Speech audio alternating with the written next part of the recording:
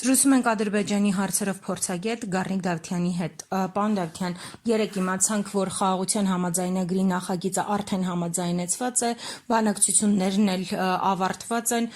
Եթե մենք խաղաղության ենք պատրաստվում եւ այսպես ասած շատ ամուր քայլերով փորձում ենք առաջ գնալ, մեր իշխանությունները, ինչի է պատրաստվում Ադրբեջանը եւ արդյոք մեր այսքան զիջումների դիմաց որևէ քայլ մենք կարող ենք ակնկալել Ադրբեջանից։ Տեսեք, ընդհանուր առմամբ բոլոր ադրբեջանական քարոզչական պետական հայտարարությունները, բոլոր տեսակի,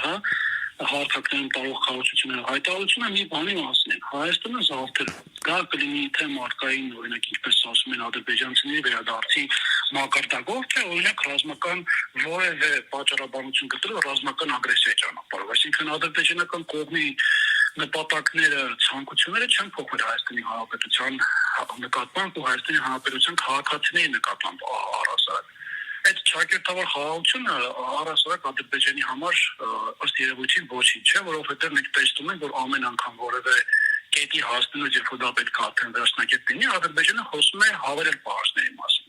Ես դեռ ասեմ, որ առհասարակ իմ քույր համոզման այդ համաձայնագիրը չի ստորագրելու, որովհետև նախ եւ առաջ չկա նախաձեռնը դրա ամենակարևոր նախաձեռնը, ըստ ադրբեջանական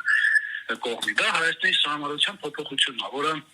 գիտենք, որ պետք է հանրաքվեով անցկացնի, որի մասին գիտենք, որ կապիտուլանտը բազմիցս հայտարարություններ արել նշելով, որ մենք սահմանադրական փոփոխություններ պետք է իրականացնենք դեպի իրական Հայաստան գնանք, բայց ոչ թե իրական Հայաստանը, այլ առհասարակ Հայաստանի պետականության ոչնչացման իրականությունն է։ Ես դες մի բան էլ ասեմ, որ իմ մոտ տպավորությունը եւ դա արդեն իսկ խորին համոզմունք է մոտ առաջացնում, որ այսօրվա իշխանությունը հանձն է առել կրկնել երկրորդ ցեղասպանությունը, բայց այս անգամ հայերի ձեռքով, այսինքն իրան ազգանուն գրող պաշտոնյաների ձեռքով։ Ես չեմ կարող հավատալ որևէ թուրք ադրբեջանական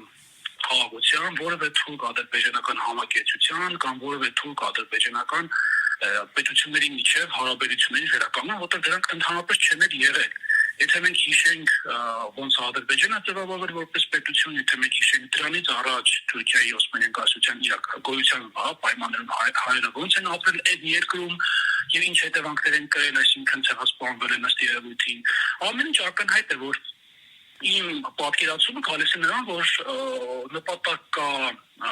թուրքերի կողմից, իմ կարծիքն է, կրկնել ցեղասպանությունը, բայց ոչ թե այս անգամ հենց թուրքերի ձեռքով, այլ իրան ազգանունը կրող որոշ հայեր կոչվածների ձեռքով, որովհետև ես այլ բան չեմ կարող տեսնել եւ հասկանալ, եթե օրինակ Ադրբեջանը ասում է, որ պետք է ռազմական հանցագործություն իրականացնող անձանց Հայաստանը հանձնի Ադրբեջանին, ուղիղ ակնարկելով 90-ական թվականներին, դրանից հետո բոլոր տեսակի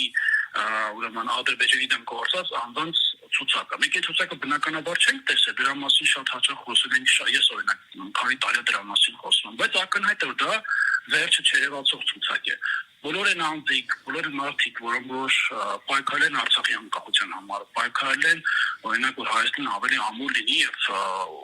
բոլոր սլակները ուղղել են օրինակ Ադրբեջանի կողմ, այդ թվում նաև ես որպես փորձագետ, ես նույնպես կարող եմ ցուցակում հայտնվել։ Անկամ սովորական քաղաքացի, որ երբեք համարձակվել է օրինակ հաղորդումների ժամանակ Ադրբեջանի հասցեին որևէ բան ասի կամ սոցցանցերում որևէ վատ բան գրի, այդ մարդն կարող է հայտնվել ցուցակում։ Եվ սա պատվո չի։ Սա Ադրբեջանի կողմից Հայաստանի հանրապետության հայկական պոտենցիալի, ազգային պոտենցիալի ոչնչացման ուղղված ծրագիր է, որը իրականացումը բնականաբար քպական, քաղաքական, եթե դրանց կարելի է քաղաքական որպես տարանվանել էլի, իրանց արտաքին քաղաքականության։ Պարոն Դավթյան, եւս մեկ հարց, երբ խոսում ենք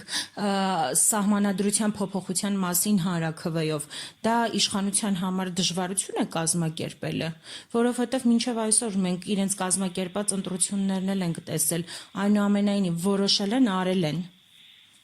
Տեսեք, ես առհասարակ չեմ ուզում որևէ, տեսեք, շատ հաճախ ես օրինակ վերջերս հանդիպում եմ, որ տարբեր մարդկանց կարծիքներ, որ օրինակ